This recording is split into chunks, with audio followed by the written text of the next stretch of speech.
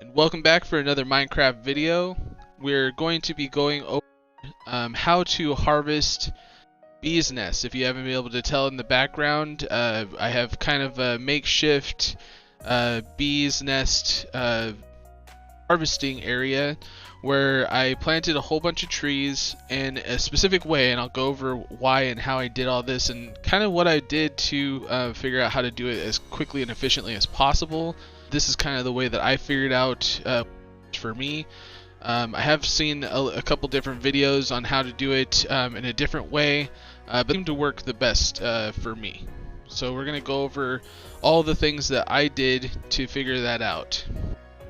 First thing that I did was I grabbed the flowers, and since we had a whole bunch of these because the iron farm was really popping these things out. I mean, I got 2 full chests down in the iron farm area of these poppies, which has been great.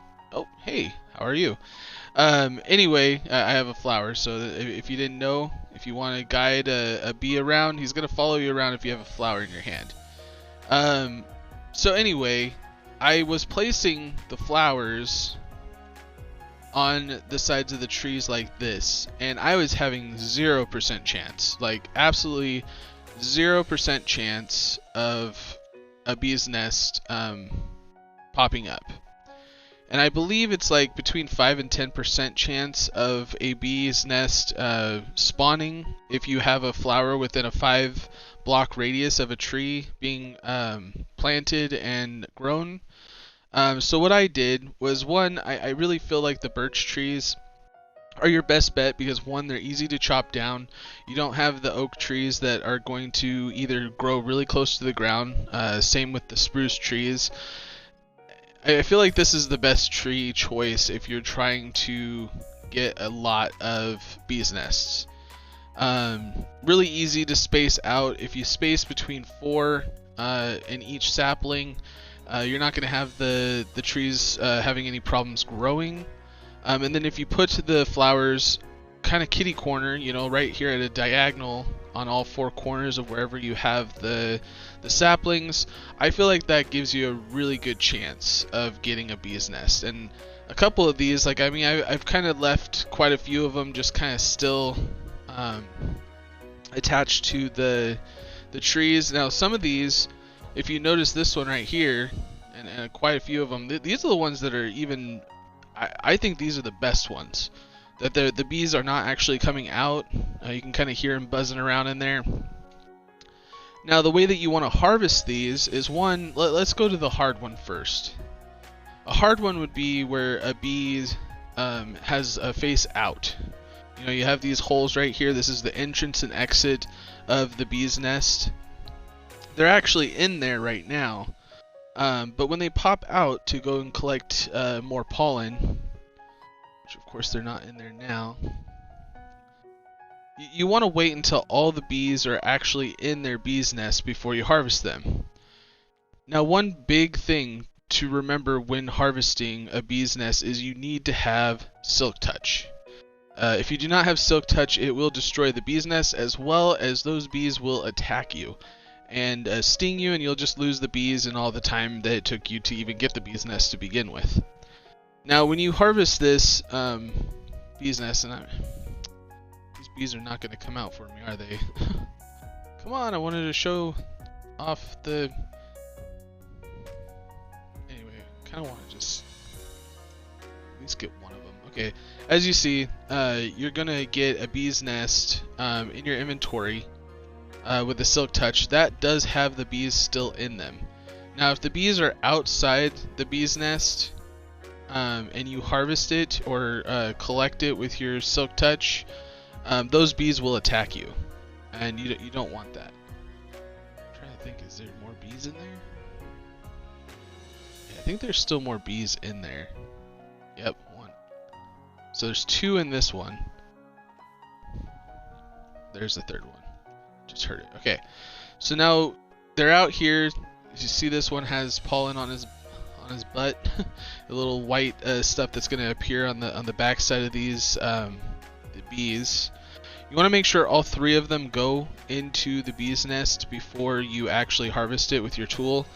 If not, like if I was to harvest this one, I'd be able to collect those two, but that one would most likely end up stinging me, or I'd lose the third bee. And honestly, 3 bees in a bee's nest is probably I mean, that is the most optimal bee's nest that you can get. Okay, now all 3 of them are in there. Boom. Now you got all 3 of them. Now, as you notice, they do not stack. Some of them do stack. As you see right here, I believe that if they're identical and completely identical, they're going to stack. But as you see, I've been able to collect quite a few of them as I've been harvesting, getting ready for this this episode. But some of them do stack. Now, the ones I believe stack, and let's test this because I actually haven't tested this yet. So the ones that are actually facing in, the ones that have not collected any honey, they're either going to have 1, 2, or 3 bees. See, these ones stack. See, they're identical.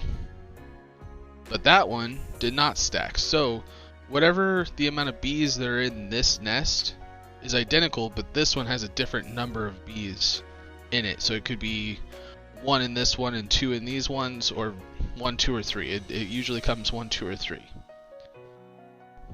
Try to think if I have any more. Let's go check here. I don't think so. I think that's all the bees' nests. And the reason why we're collecting these are for a future episode, which we're going to get to today. Okay, so now that you've seen it, there's 3 of these kind and 3 of those kind. So the one that was individual stacked in with the 2, and then the other 2 stacked in with one of the other ones. So I don't know how many bees are in there, but they're the equal amount. Now, if you want to get more bees for your farm, which again, you can only have a maximum of 3 to a nest, and so you can create, let's see here. We do actually need to get, that's not the chest I want. Speaking of though, maybe let's go with these ones. These ones had honey in them. I wanted to go over how to collect a honey bottle without getting stung. There's multiple ways in which you can do it. One is with a campfire, which is fine. It's probably the most, the easiest way. But in the way that we're going to be doing it later on, we're going to be using dispensers in an automatic system to be able to collect the honey automatically. And to be able to do that, you need a dispenser, which I thought I had it all over here, but let's go over to the base and get some dispensers. Not droppers, dispensers. So we have 9. I think we're going to be doing 8 total, so that's plenty of enough. Plenty enough. Okay, so the way we're going to do this is we also need bottles. Sorry.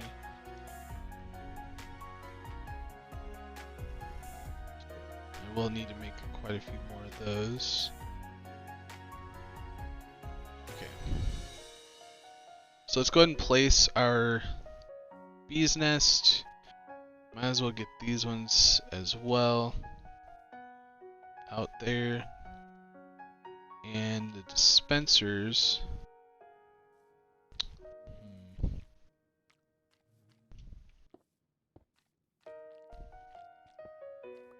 We need them to be facing inward, like this. And I believe, and I really hope that I'm correct in this, because this is the last time I did it was like this, but you could put a lever either on here, that's fine. Bam. Now, it went in, got the honey, and then it brought it back into the dispenser. Now later we're going to actually have the dispenser automatically dispense the honey bottles underneath it, and we'll go through that in a later episode. But we're going to need quite a few honey bottles anyway to be able to do that, so we might leave these out while we're working on the automatic farm anyway. Come back to this. We'll need, let's see here, because we need at least 8. Ooh, that's not what we want. We will need at least 8 honey bottles to do it. Let's see here. Sleep real quick.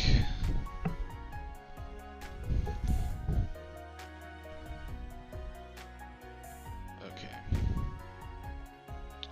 we do need one more lever.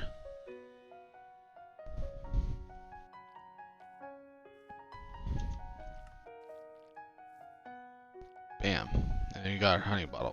We will be collecting all of these honey bottles to be able to do our automatic system, like I said.